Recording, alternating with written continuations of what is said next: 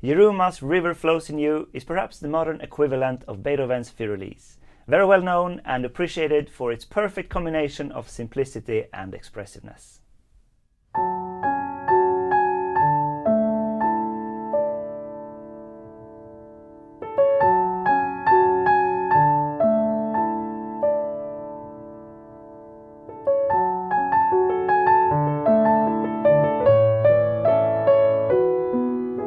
It's associated with the Twilight franchise as Bella's Lullaby, which Edward plays for her, because obviously the good-looking vampire is a pianist, but it's not actually from the movie.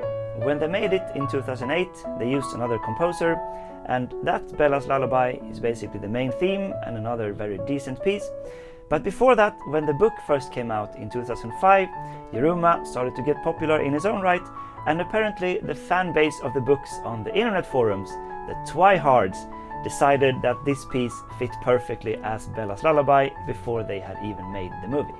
In this video I'll go through the music, which is more like pop than classical because it has a lot of repetition, but it is a modern, famous piano piece that uses melody very effectively, so it deserves a mention on this channel. There are roughly two versions, the original from Yiruma's 2001 album First Love, and then a newer version on the 2021 album Solo, which has a slightly longer form and some minor differences, but basically cosmetic changes.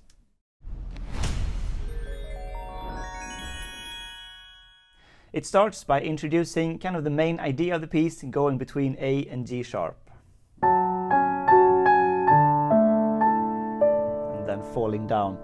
And it's pretty similar to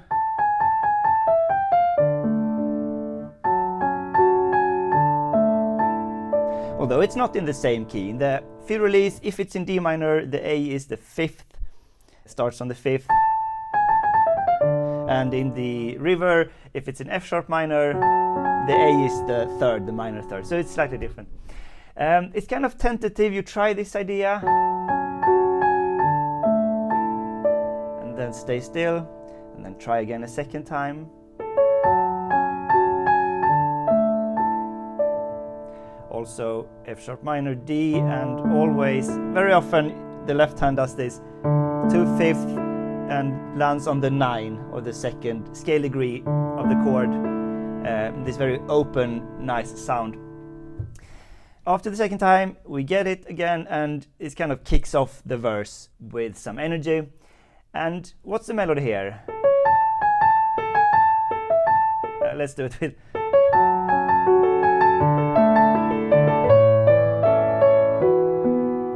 so it kind of continues for a second half, and it's basically the same idea with the two notes, but it's syncopated instead of on the beat. And we get 2 bars and 4 chords, and these are the 4 chords that's used in the song in this order for the whole song. F sharp minor, D, A, E. So this is the famous 4-chord song progression. You can maybe argue a little bit if it's in A major or F sharp minor. I feel it in A major because we have these clear feelings of cadential movements when you get to the A. This feels very much like a half cadence, so going from 1 to 5 to the dominant. If it's A major is the root tonic, A major is the dominant, and then the next going to F sharp minor, this feels very much like a deceptive cadence. So instead of like this would be a perfect cadence going back to the tonic, but instead going from 5 to 6, the relative minor. So that's why it feels like A major, but there's also a case to be made for F sharp minor because it starts in F sharp minor and it ends in F sharp minor. But I guess the beauty lies a bit in the ambiguity between them. And there's one more detail in the solo version. He adds an element that's not in the First Love version every time he comes down to the 4th chord.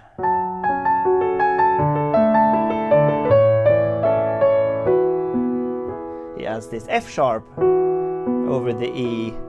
So I guess that's technically a sus2 chord because it resolves to the 3rd. I think that's a nice addition, so it's included in this arrangement. Okay, continuing with the verse, we get kind of an answering statement phrase of 2 bars. So it's come down, now we go back up.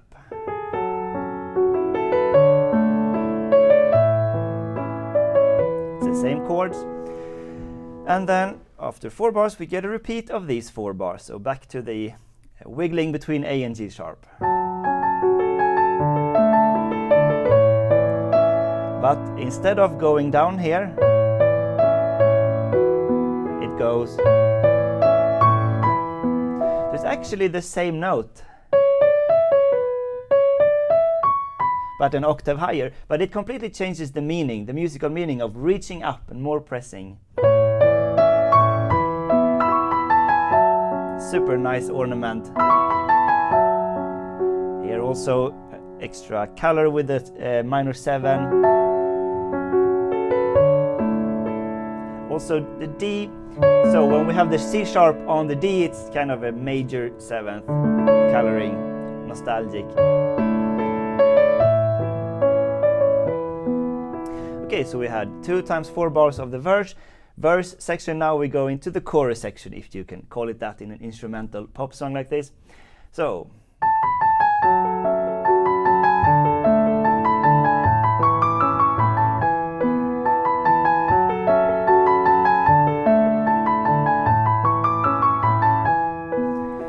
it's the same 4 chords, F sharp minor, D, A, E, and the melody has more energy with continuous 16th notes. And the thing about this, why it's so effective, I think it's because the motive here,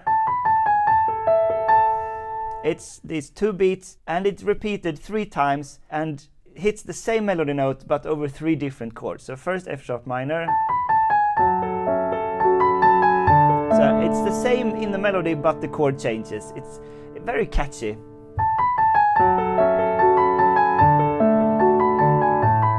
So the last time we hit the A, that's the root now. And this scale on top, I think this is the river that gently flows with some excitement.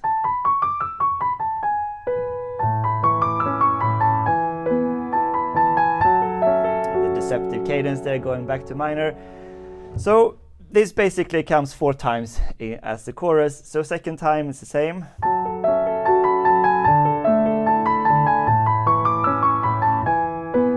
Now for the third time he adds an ornament.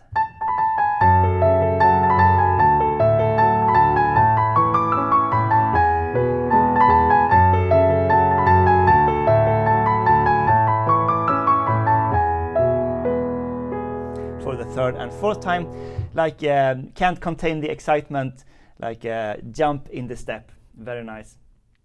But that's basically ends the chorus, and it comes down on this E, and then we start over with the second verse. Oh, no, I shouldn't lift the pedal.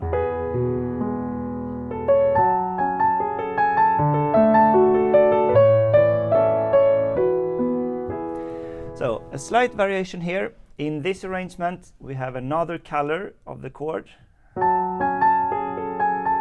It's the same pattern, landing on the 9 of the chord, but in minor it's kind of a more painful 9 when you have the F sharp minor, add 9. So this is something he does in the solo album version, and it's not in the first love. So this arrangement has kind of a compromise of doing it in the second verse and not in the first. I think it's very nice.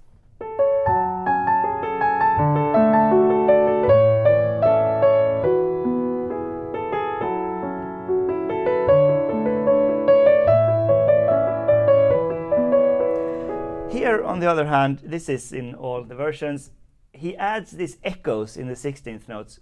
So normally the melody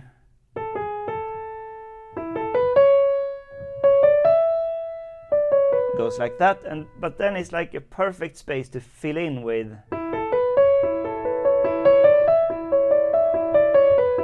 an echo. I think it's very well crafted melody, just very nice to play. And of course I like to play them as an echo, like really soft, so you can differentiate with the melody and echoes, everything to make it a little bit more complex when you have this kind of simple material.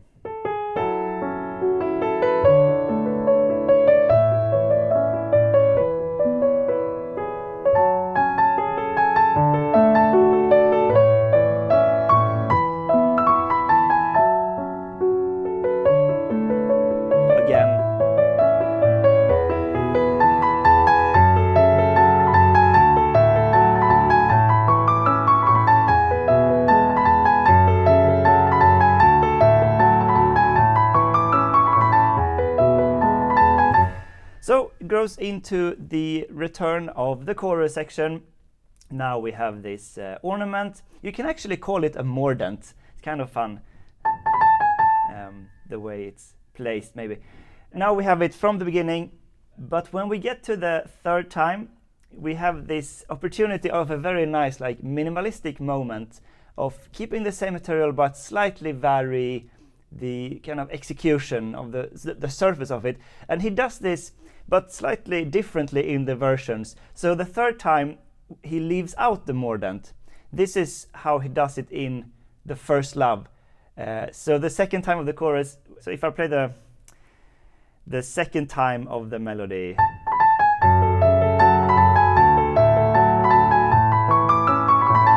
now for the third time. So he does it without the mordant for the third time. It's a very small variation, but I think it's effective when it's so much the same. And in the solo album, it's a different configuration, even more varied actually. And then the fourth time, I think you also drop the ornament on the scale. That's another thing he adds for the second chorus.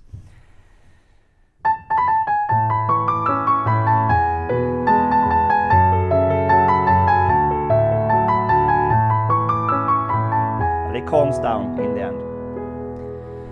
Okay, not fermata here.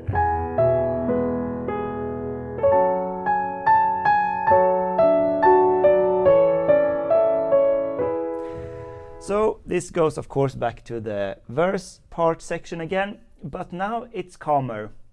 It's more like the intro and not the syncopated,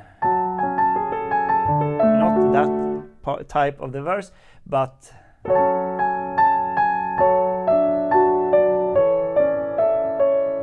there's actually a little bit of variation in the harmony here. Not much, it's the same chords, but it's inversion at least. F sharp minor. So when we get to the D, it keeps F sharp in the bass. It's very lovely to have the D come on the second eighth note. So this is still F sharp minor, and then he kind of meanders into a D.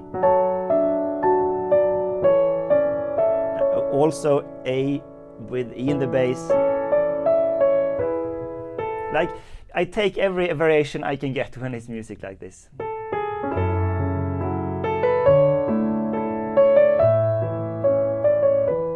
So the second part is kind of like in the verse. Once again.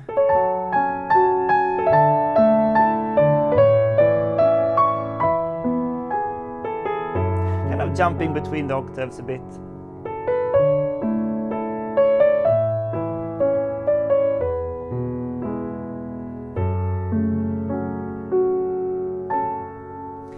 And this is how it ends in the first love version. In the solo album version, this is, instead of the ending coda or outro, whatever, it's like a bridge, and it prepares the return of a chorus for the third time. But I do prefer ending it here. It's so much repetition anyways. But of course, if you need the time to fill as a background piano lounge, you can keep looping this until you're tired of it. So just ritardando and diminuendo.